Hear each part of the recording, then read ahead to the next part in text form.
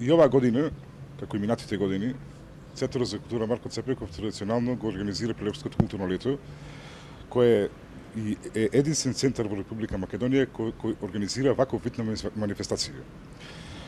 Оваа година ќе имаме богата културна содржина на самото културно лето, почнувајќи од 27 јуни со колонијата Дрен, која ќе траи 10 дена.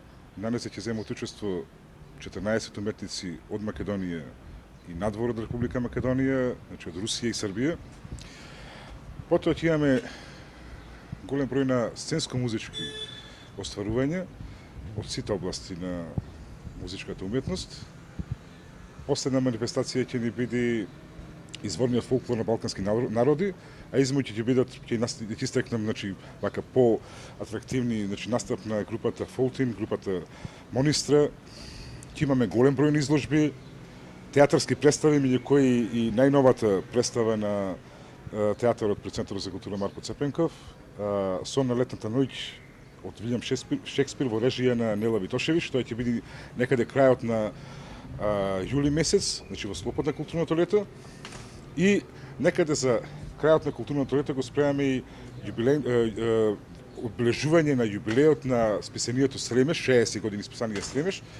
Тоа ќе биде некаде крајот на август, така да ќе имаме на богата културна содржина, која мислам дека прилепчани ќе бидат многу задоволни со она што ќе им го представиме.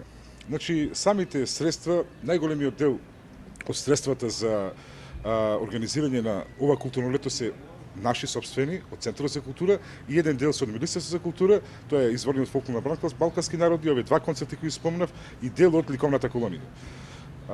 Значи, се на сено богато културно лето, мислам дека ќе го завршиме онака што треба. Тоа крајот ќе биде со изложбата од колонијата Дрен на 5 септември. Тоа е нормално во чест на нашиот празник државен на државноста 8 септември. Но со тоа не завршуваат активностите на Центарот за култура, после продолжуваме културната есен и зима, така да до крајот на оваа година ќе имаме стварно богата културна содржина. И да напомнам дека овие веќе неколку години през цело лето го организираме овие културни настани, затоа го насловивме сега ова културно лето, цело лето културно лето. Влезниците?